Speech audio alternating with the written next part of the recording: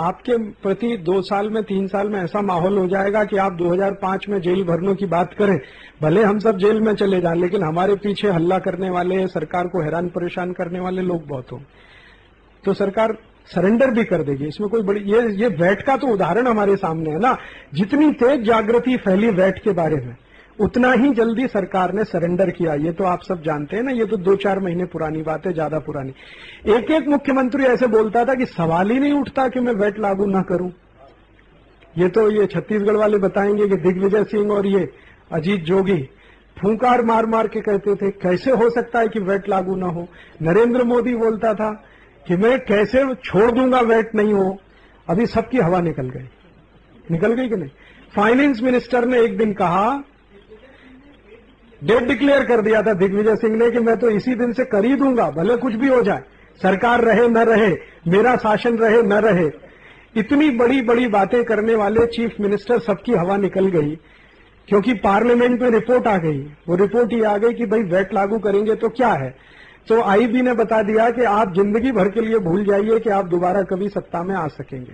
BJP वालों को इतना डर लगा, नरेंद्र मोदी को ऑर्डर हो गया, उनको ऑर्डर हो गया कि नहीं करना, बस नहीं करना, तो चुप बैठे। तो सरकार की ताकत कितनी है वो समझ लीजिए आप। उनको ये समझ में आ गया कि वैट लागू करने से 3-4 करोड़ वोट उनका चला जाएगा, ये उनको समझ में आ गया। कांग्रेस को समझ में आ गया कि हमारा भी वोट बैंक कम हो जाएगा वैट लागू करने से, और ये दूसरे पार्टियों को भी समझ में आ गया कि हमारा भी वोट बैंक चला जाएगा। सीपीएम के वित्त मंत्री की तरफ से वैट शुरू होने के लिए सबसे पहला काम शुरू हुआ था।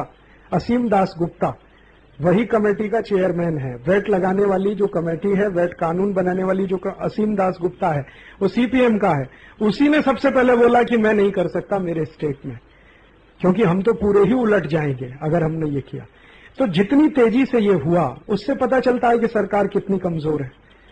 और अगर आप दूसरे कानून के बारे में अगर इतनी ही तेजी से जानकारी फैला सकें तो दूसरे कानून भी विड्रॉ कर लेगी सरकार। ऐसा नहीं है कि वो नहीं करेंगे। उनको बस ये हो जाना चाहिए कि ये वोट अब गया हमारे हाथ से। कितनी भी वर्ल्ड बैंक का प्रेशर, वैट के लिए तो सबसे ज्यादा प्रेशर वर्ल्ड बैंक का है ना, आईएमएफ का है।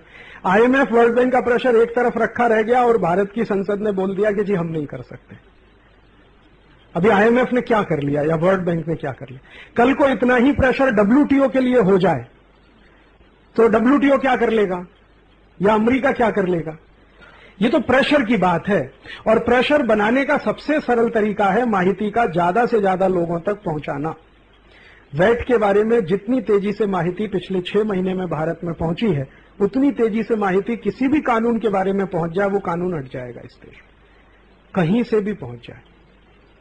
तो वो आप कर लीजिए, वो कर लेंगे तो ये एक एक करके, और 2-4 कानून जहां बदले तो बाकी बदलने के लिए दबाव तो लगातार बढ़ता जाए।